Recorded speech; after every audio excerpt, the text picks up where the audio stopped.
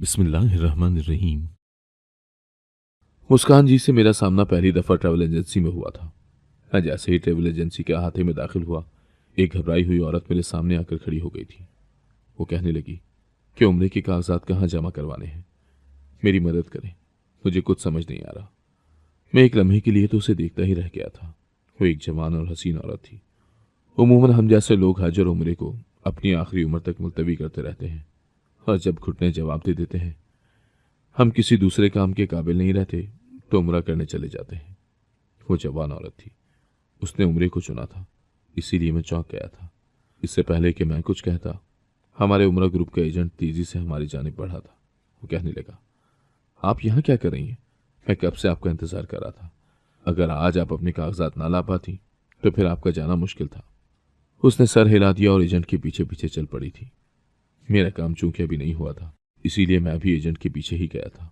मैं अपनी लाइन में खड़ा था, जबकि नजर बचाकर देख लिया था कि मुस्कान जी औरतों की लाइन में खड़ी है। उसके हर अंदाज से जाहिर हो रहा था कि वो खासी मुतज़ब्ज़ब थी।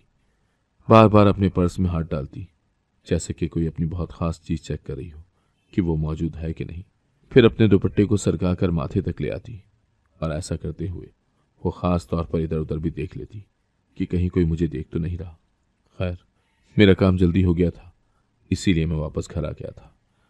मैं घर पहुंचा तो अम्मी ने अच्छी खासी दावत का एहतमाम कर रखा था। उन्होंने मेरे उम्रे पर जाने की खुशी में तमाम करीबी रिश्तेदारों को खाने पर मदऊ किया था। मुझे ये देखकर हैरत भी हुई थी और खुशी भी थी कि आज तो हमारे घर मेरी मंगेतर शाइस्ता भी आई हुई थी। जब से हमारी मंगनी हुई थी, ये पहली दफ़ा था कि वो हमारे घर आई हो। मैंने सबको सलाम किया तो शाइस्ता कहने लगी, मैं सब मेहमानों के लिए चाय बना देती हूँ। वो इतना कहकर किचन में चली गई तो मैं भी उसके पीछे ही गया था। मैं उसके इशारे को समझ चुका था। वो यकीनन कुछ देर तन्हाई में मुझसे बात करना चाहती थी। मैं किचन में दाखिल हुआ तो शाइस्ता शर्मा गई और कहने लगी, घर में सब मेहमान मौजूद हैं, आपको यूं मेरे पीछे किचन में नहीं आना चाहिए था। कोई देख लेगा तो बातें करेगा। मैं मुस्कुरा दिया और बोला, करने दो बातें, तुम मेरी मंगेतर हो, कोई गैर नहीं। मैं तुमसे बात नहीं करूंगा तो और किससे करूंगा? शाइस्ता कहने लगी, नबील, मैं आपसे पूछना चाहती हूँ कि आप उम्रे पर जाकर सबसे पहले अल्लाह से क्या मांगेंगे? मैं मुस्कुरा दिया और बोला, मैं हमारा साथ मांगूंगा। वो हंसी थी, कहने लगी, मेरी भी ख्वाहिश है कि हम जल्द अज जल्द एक हो जाएं, लेकिन न जाने अम्मी ने ये रट क्यों लगा रखी है कि जब तक आप अपना जाती मकान नहीं बना लेते शादी नहीं करेंगे। और फिर आपने भी तो घर बनाने के बजाय पहले उम्रे पर जाने का इरादा कर लिया है। मैंने कहा, हाँ शाइस्ता, मैं अपनी जवानी में भरपूर अंदाज में अल्लाह ताला के सामने पेश होना चाहता था। जिंदगी के कामों का क्या है, वो तो कभी भी खत्म नहीं होते। मैं बस अल्लाह के हुजूर जाना चाहता हूँ। उसके बाद वतन वापस आकर सबसे पहले मैं अपने घर की कोशिश करूंगा। तुम जानती ही हो कि मेरी तनख्वाह बहुत अच्छी है। शाइस्ता मेरी बात सुनकर खुश हो गई थी। वो कहने लगी कि मेरे लिए भी दुआ कीजिएगा कि मेरे दिल में जो अरमान है वो जल्द पूरा हो जाए। मैं हंस दिया था और बोला, मैं जानता हूं तुम्हारे दिल में क्या अरमान है, तुम भी शादी करना चाहती हो। तो वो कहने लगी, हाँ ऐसा ही है। किचन में फिर अम्मी आ गई तो मैं बाहर निकल गया था। सुबह मेरी फ्लाइट थी, मुझे अपनी तैयारी भी करनी थी, लेकिन पहले मैं मेहमानों के पास जाकर बैठ गया और फिर खाना वगैरह खाकर जब सब मेहमान अपने अपने घरों को रवाना हो गए तो मैं अपनी तैयारी करने लगा था। अम्मी भी मेरे पास आकर बैठ गई और कहने लगी, बेटा, तुम तो जानते हो कि अल्लाह ने अपने खल्क की खिदमत को कितनी अहमियत दी है। तुम तो जानती हो कि अल्लाह के घर में बहुत से बुजुर्ग लोग आए हुए होते हैं। तो अगर तुम किसी ऐसे शख्स को देखो जिससे उम्र में दिक्कत महसूस हो रही हो तो तुम उनकी मदद करना। मैंने कहा, जी अम्मी, मैं आपकी बात को याद रखूंगा। फिर मेरी तैयारी मुकम्मल हो गई तो मैं सो गया। सुबह उठकर नमाज पढ़ी, अम्मी से मिला और फिर मैं एयरपोर्ट के लिए निकल गया था। अम्मी की चूंकि उम्र ज़्यादा थी, इसीलिए मैंने उन्हें मना किया था कि आप मेरे साथ एयरपोर्ट मत आइएगा। मैं जहाज़ में बैठ गया और फिर सबसे पहले मेरी नज़र मुस्कान जी पर पड़ी थी, क्योंकि मैं अपने उम्र ग्रुप में सिर्फ मुस्कान जी को ही जानता था, इसीलिए मेरी तवज्जो का मरकज़ भी वही थी। आज जहाज़ में बैठकर भी वो औरत बड़ी परेशान सी लग रही थी। मैंने उसके चेहरे पर किसी किस्म का इत्मीनान और खुशी नहीं देखी थी। हालांकि हमारे साथ जितने भी लोग आए थे वो सब जहाज़ में बैठकर खुश हो गए थे। उन्होंने शुक्र का कलमा पढ़ा था कि अब तो हम हर हाल में अल्लाह के घर जाकर ही रहेंगे। लेकिन वो अभी भी परेशान थी और बार बार अपना पर्स चेक कर रही थी। पहले मुझे तजस्सुस हुआ कि आखिर वो क्या कर रही हैं, लेकिन फिर मैंने सर झटक दिया और बोला कि ये उसका दर्द सर है, वो जो करना चाहती है करती रहे। मैं अल्लाह ताला का जिक्र करने लगा था और तस्बीह पढ़ने लगा था। सफ़र यूं ही कट गया और हम जैसे ही एयरपोर्ट पर उतरे तो मैंने देखा कि मुस्कान जी अपने बैग में कुछ ढूंढ रही हैं। अब तो मुझे भी हैरत हुई कि आखिर उसमें क्या चीज़ है जो तलाश कर रही हैं। मैं उसके पास गया और बोला, आपका कुछ गुम हो गया है क्या? तो मेरी बात सुनकर मुस्कान जी घबरा गई और कहने लगी, नहीं नहीं, मेरा कुछ भी नहीं खोया, मैं तो वैसे ही बैग देख रही थी। मैंने उसकी घबराहट देखी तो सोचा कि मजीद सवाल जवाब करना मुनासिब नहीं है, इसीलिए मैं आगे बढ़ गया था। मक्का मुकर्रमा की हवा ही बड़ी खुशगवार सी थी, दिल की तारों को छेड़ती हुई महसूस हो रही थी। मैं यहाँ बहुत अच्छा महसूस कर रहा था।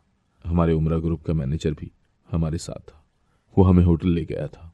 हम सब ने अपने अपने कमरों में आराम किया और शाम के वक्त सभी बाहर निकल आए थे, क्योंकि मैनेजर ने कहा था कि वो हमें खाना काबा का दीदार कराने लेकर जाएगा। मैं अपने साथ आए हुए मर्दों के साथ महुए गुफ्तगू था, जबकि हमसे कुछ ही फासले पर खड़ी औरतें अपनी बातें कर रही थीं। उन सब में फ़कत मुस्कान जी ही थी जो सबसे हटकर खड़ी थी। मैंने दिल में सोचा कि ये औरत सबसे अलग थलग क्यों रहती है। सिर्फ इतना ही नहीं, इसमें ऐसी कोई और बात भी थी जो उसे सबसे मुख्तलिफ दिखा रही थी।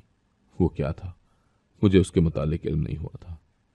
खैर, मुझे अम्मी जी की कॉल आ गई थी तो मैं सबसे ज़रा दूर जाकर अम्मी से गुफ्तगू करने लगा था। फ़ोन बंद हुआ तो मैंने देखा कि मुस्कान जी मेरी जाने पड़ रही हैं। मैं रुक गया। उसके चेहरे पर बड़ी परेशानी थी और वो उंगलियां मरोड़ कर इधर उधर देख रही थी। मैं उसकी मुश्किल को भांप कर खुद से बोला, आपने कुछ कहना है क्या? उसने इस बात में सर हिला दिया और बोली, दरअसल मैं आपसे कुछ ऐसा पूछने जा रही हूँ जिसे सुनकर आप हैरान हो जाएंगे। मैं बोला, अच्छा, ऐसा भी क्या है? वो कहने लगी, मैंने देखा है जब से आप जहाज में सवार हैं आपने हाथ में ये तस्बीह पकड़ी हुई है। ऐसा क्यों है? क्या उम्रा करने के लिए हाथ में तस्बीह होना ज़रूरी है? अब मुस्कान जी ने मुझसे वाकई बड़ा अजीब सा सवाल पूछ लिया था। वो औरत उम्र में मुझसे बड़ी थी और फिर भी उम्रे के फ़राइज़ से वाकिफ नहीं थी। मैंने सोचा ये भी ऐन मुमकिन है कि वो मेरा मजाक बना रही हो। मैं बोला, आप ऐसा क्यों पूछ रही हैं? क्या मैंने हाथ में तस्बीह पकड़कर गलत किया है? मेरी बात सुनकर मुस्कान जी ने झट से कानों को हाथ लगा लिया था और बोली, नहीं नहीं, ऐसी बात नहीं है। दरअसल मुझे ये कहते हुए बड़ी शर्मिंदगी हो रही है कि मुझे इस बात के मुतालिक इल्म नहीं है कि उम्रा कैसे अदा किया जाता है। इस बात की तो मुझे फिक्र नहीं है, क्योंकि मैं तो हरम के अंदर किसी न किसी से पूछ ही लूंगी। मुझे बस तस्बीह के बारे में जानना था। मैं उसकी बात सुनकर चौंक गया था और बोला, मुस्कान जी, आप उम्रा क्यों करना चाहती हैं? मेरी बात सुनकर उसके चेहरे पर बड़ी बेताबी से फैल गई थी। वो बोली, मैं यहाँ पर एक बहुत ज़रूरी काम करने आई हूँ, उम्रा भी उसी खातिर करना चाहती हूँ। मैं बोला, क्या आप मुझे उस काम के मुतालिक बता सकती हैं? उसने नफ़ी में सर हिला दिया और बोली कि मेरा काम ज़ाती नौयत का है, मैं नहीं बता सकती। मैंने सोचा कि क्या इस औरत का उम्रा कबूल होगा भी? वो यहाँ अपना काम करने आई है और इसी बहाने उम्रा भी कर लेना चाहती है। वो ख़ास उम्रा करने के लिए नहीं आई थी यहाँ, और फिर उसे उम्रे के मुतालिक कुछ भी मालूम न था। मुझे हैरत में डूबा देखकर कहने लगी, अगर आपके पास मेरे सवाल का जवाब नहीं है तो क्या मुझे किसी और के पास जाना चाहिए? आप मेरे बारे में कुछ गलत मत सोचिएगा। दरअसल मुझे उम्रे के मुतालिक ज़्यादा जानकारी इसलिए नहीं है क्योंकि मेरा ताल्लुक एक ऐसे घर से था जहाँ खुदा से बड़ी दूरी थी, मगर मैं अब आहिस्ता आहिस्ता अल्लाह की तरफ वापस आ रही हूँ। मैं बोला, ये तो बहुत अच्छी बात है। दरअसल तस्बीह मैंने हाथ में इसलिए पकड़ी है ताकि मैं ज़्यादा से ज़्यादा अल्लाह का जिक्र करूँ और दुनियावी ख्यालात से परे हो जाऊँ। मुस्कान जी कहने लगी, क्या आप ऐसा करने में कामयाब हुए हैं? मुस्कान जी के सवाल ने मुझे चौंका दिया था। मैंने खुले दिल से एतराफ़ किया कि इस चीज़ के बारे में तो मैं कुछ भी नहीं कह सकता। मेरी बात सुनकर मुस्कान जी आगे बढ़ गई थी, जबकि मैं अपनी जगह पर खड़ा रह गया था। मैंने सोचा कि हाथ में तस्बीह होने के बावजूद मैं खुद को दुनियावी ख्यालात से पाक नहीं रख पा रहा था, बल्कि अब तो मुस्कान जी की ज़ात मेरे लिए पहेली बन गई थी। मैं उसको सुलझाने की कोशिश करने लगा था। हमारी बस खाने काबा की जानिब गई थी। अल्लाह पाक के घर पर नजर पड़ी तो मुझ पर हैबत तारी हो गई थी। मैं एक ऐसी ज़ात के घर के सामने खड़ा था जिससे कोई बड़ा नहीं था। वो हर चीज़ पर कादिर है। मेरी सांसों का इख्तियार उस ज़ात के हाथ में है। मेरी खुराक, मेरी रोजी उसने लिख रखी है। उसकी मर्जी के सिवा तो कुछ भी मुमकिन नहीं है। मेरी जिंदगी और मौत उसके एक हुक्म की मोहताज है। मैं अल्लाह के सिवा उस लम्हे किसी और के मुतालिक नहीं सोच सकता था। लेकिन तब मेरी नजर मुस्कान जी पर पड़ी थी। उसका पर्स खुला हुआ था। अब भी उसका एक हाथ अपने पर्स के अंदर ही मौजूद था। मैंने फितरी तजस्सुस से मजबूर होकर उसके पर्स के अंदर झांक कर देखा तो दंग रह गया कि उसमें तो एक मूर्ति थी, ऐसा बुद्ध जिसकी लोग पूजा करते हैं। ये चीज मुझे हैरत में डाल गई थी।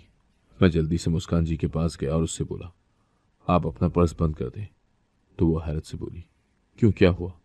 मैं बोला, इसमें तो मूर्ति है। अगर किसी की नजर इस पर पड़ गई तो आपके लिए बड़ा मसला खड़ा हो जाएगा। अभी आपको हरम से निकाल दिया जाएगा। मेरी बात सुनकर वो बड़ा घबरा गई थी। उसने जल्दी से अपना पर्स बंद कर दिया था। मैं बोला, ये आपके पास कहां से आई? तो वो कहने लगी, बच्चों ने खेलने के लिए ली होगी, उन्होंने ही डाल दी होगी। छोटे छोटे बच्चे हैं ना? मैंने हैरत से पूछा, आपके बच्चे हैं? उसने नफी में सर हिला दिया। वो बौखला गई थी। कहने लगी, बच्चे तो बच्चे होते हैं, अपने हो या किसी और के। इतना कहकर वो दूर रश में जाकर खो गई थी। यह औरत बड़ी अजीब सी थी। मैंने सर झटक दिया और फिर से अपनी दुआओं में मशगूल हो गया था। आज का दिन खत्म हो गया तो फिर सब वापस अपने होटल में चले गए थे। सब औरतें अपनी इबादत में मसरूफ रहती थी, जबकि वाहिद एक मुस्कान जी थी जो इबादत के अलावा सारा दिन इधर उधर फिरती रहती थी। वो मुतलाशी नजरों से एक एक जगह को देखती थी। कभी एक जानिब को चल देती तो कभी दूसरी जानिब। अब मैं सोचने पर मजबूर हो गया था कि मुस्कान जी का यहां आने का कोई और ही मकसद था। वो ना तो सदक़े दिल से उम्रा करने आई थी और ना ही इबादत। वो तो शायद सैर करने आई थी या फिर कोई मख्फी काम करने आई थी। मैंने दिल में सोचा कि कैसे कैसे लोग मुंह उठाकर इस पाक सरजमीन पर आ जाते हैं। कुछ लोग तो हज उम्रा करने की ख्वाहिश में मरे जाते हैं, मगर उन्हें उस दिन हाजिरी नहीं मिलता। और कहीं ऐसे लोग भी होते हैं जिन्हें खुदा और उसकी ज़ात की मार्फत भी नहीं होती और वो मक्का आ जाते हैं। शायद ये ऐसे ही लोग हैं जिनके बारे में फरमाया गया है कि कुछ लोगों की इबादत उन्हें सिर्फ थका देती है, उन्हें हासिल कुछ नहीं होता। खैर, मैंने सोच लिया था कि मैं उस औरत के मुतालिक कुछ भी नहीं सोचूंगा और हर मुमकिन कोशिश करूंगा कि अल्लाह पाक की ज़ात मुझसे राज़ी हो जाए। अल्लाह की रज़ा मिल जाए तो इंसान को हर शय मिल जाती है। मैं अपनी ही दुनिया में मसरूफ़ इस बात से बेखबर था कि मेरी आंखें एक बहुत ही अजीब चीज़ देखने वाली हैं। मेरे सामने एक ऐसा वाक़या हो जाएगा जिसे अकल तस्लीम ही नहीं करती थी। अगले दिन फिर से मैं अपने ग्रुप के साथ हरम में गया था। मैं खुशू खुजू के साथ दुआएं कर रहा था कि मुझे एक जानिब से शोर सुनाई दिया था। सब लोग जौक दर जौक उस जानिब पड़ रहे थे। मैंने सर झटक दिया और फिर से दुआ में मसरूफ़ हो गया था, मगर ये शोर थमने का नाम ही नहीं ले रहा था। मैंने भी सोचा कि मुझे भी जाकर देखना चाहिए, कहीं उस जानिब कोई हादसा तो पेश नहीं आ गया ना। मैं जब हुजूम के पास पहुंचा तो ये देखकर होश फाना हो गए कि मुस्कान जी झुरमुट में बड़ी घबराई हुई सी खड़ी थी, जबकि वहां पर मौजूद तमाम लोग उस पर लान तान कर रहे थे। कुछ अरबी औरतों ने तो मुस्कान जी का हाथ पकड़ लिया और तकरीबन घसीटते हुए वो उसे अपने साथ हरम से बाहर ले जाने की कोशिश करने लगी थी। मैंने आगे बढ़कर किसी से पूछा कि यहाँ पर क्या हो रहा है, तो मुझे बताया गया कि ये औरत मुसलमान नहीं है, बल्कि ये तो हिंदू है। इसकी मांग में सिंदूर है, ये यहाँ पर इबादत करने नहीं आई है। ये सब बातें सुनकर एक लम्हे में मुझे यकीन आ गया था कि आखिर क्यों मुस्कान जी वो तमाम अजीब व गरीब हरकतें कर रही थी। उनकी तमाम हरकतें मेरी नज़रों के सामने घूमने लगी थी। वो तो उम्रा करना जानती भी नहीं थी और फिर उसके बैग से एक मूर्ति भी निकली थी। मुस्कान जी ने मुझसे भी यही कहा था कि यहाँ पर अपना कोई ज़ाती काम करने आई है। दो अरबी पुलिस वाली औरतें भी मुस्कान जी की जानिब बढ़ी और उसका हाथ पकड़कर उसे हुजूम से निकालने की कोशिश करने लगी थी। मुस्कान जी ने उनका हाथ झटक कर खुद को आज़ाद करवा लिया। वो कहने लगी, मैं यहां से एक कदम भी आगे नहीं बढ़ूंगी जब तक मेरा रब सबको नहीं बता देता कि मैं ईमान वाली ही हूं, मैं मुसलमान औरत हूं। कोई मुझे यहां से इस तरह से नहीं निकाल सकता। मैं नहीं जाऊंगी। अरबी औरतें कहने लगी कि तुम चुपचाप यहां से निकल जाओ, लोग बहुत गुस्से में लग रहे हैं। ये ना हो कि तुम अपनी जान से हाथ गंवा लो, ये लोग तुम्हें कोई नुकसान भी पहुंचा सकते हैं। मेरी नज़र जब मुस्कान जी के माथे पर पड़ी तो मुझे भी वहां पर सिंदूर नजर आ गया था। मैं तो पहले ही समझ गया था कि मुस्कान जी सच में हिंदू औरत है, क्योंकि वो इस्लाम के मुतालिक कुछ भी नहीं जानती थी और बाकी भी उसमें बहुत सी ऐसी चीजें थी जो इस बात पर मोहर सबूत कर रही थी कि वो मुसलमान नहीं बल्कि हिंदू है। अब मुझे इस बात की समझ नहीं आ रही थी कि वो बिला वजह ड्रामा क्यों रचा रही है। मुस्कान जी को तो चाहिए था कि वो यहां से भाग खड़ी होती। मैंने यही सोचा कि मैं आगे बढ़कर उसको यहां से जाने का मशवरा दूं, लेकिन फिर ख्याल आया कि अगर मुस्कान जी ऐसे ही हरम से निकल गई तो उसे पुलिस पकड़ कर ले जाएगी, और जाहिर सी बात है कि वहां का कानून तोड़ने पर उसे सजा भी दी जाएगी, जेल में बंद कर दिया जाएगा, और न जाने कितने साल कैद की सजा होगी। शायद इसी सजा के डर से वो ड्रामे कर रही थी और कह रही थी कि मैं ईमान वाली हूं। शायद वो लोगों को अपने धोखे में लेना चाहती थी। उधर खड़ी अरबी औरतों ने मुस्कान जी को खींचना शुरू कर दिया था, और 2 पुलिस वाली औरतों ने उसको बाकायदा तौर पर धमकियां देना शुरू कर दी थी कि अगर तुम ऐसे हमारे साथ न चली तो हम अपने ज्यादा अमले को बुला लेंगी, तुम हमारे साथ चलो। लेकिन मुस्कान जी वहां से एक कदम भी हिलने को तैयार नहीं थी। फिर वो कहने लगी, या अल्लाह, आप मेरी मदद करें। आप जानते हैं ना मैंने आपके लिए किस तरह के गम देखे हैं, मैंने आपके लिए क्या क्या किया है। अब आप मुझे यूं लोगों के सामने रुसवा न होने दें, मेरी इज्जत का सवाल है। वो अभी ऐसी ही बातें कर रही थी कि उसके साथ खड़ी पुलिस वाली, जिसने मुस्कान जी का हाथ पकड़ा हुआ था, वो एकदम से पीछे की जानिब गिर गई थी। ये मंजर देखकर लोग 2-2 कदम पीछे हटे थे। अब वहां पर बड़ी हैरत की फिजा फैल गई थी। सब लोग हैरान थे। अभी भी सबका शक मुस्कान जी पर ही जा रहा था कि कहीं उसने ही तो उस लेडी कांस्टेबल को कुछ नहीं कर दिया जो वो यूं पीछे की जानिब गिरी पड़ी है। अभी पहली पुलिस वाली उठी भी ना थी कि दूसरी भी बेहोश होकर नीचे गिर गई। दोनों लेडी कांस्टेबल बेहोश पड़ी थी और सब ज़ायरीन हैरान खड़े थे कि यहाँ क्या हो रहा है। इससे पहले कि लोग कुछ करते, अचानक से वो दोनों पुलिस वाली उठकर खड़ी हो गई थी। दोनों बहुत घबराई हुई थी। पहली औरत तो मुस्कान जी के कदमों में गिर पड़ी, जबकि दूसरी पुलिस वाली ने उसके हाथ चूमना शुरू कर दिए थे। वो कहने लगी कि हमें माफ कर दो, हमने तुम पर शक किया, तुम सच में बड़ी ईमान वाली हो, तुम सच में पाक हो, हमें माफ कर दो, हमने तुम्हारे साथ ये सब किया।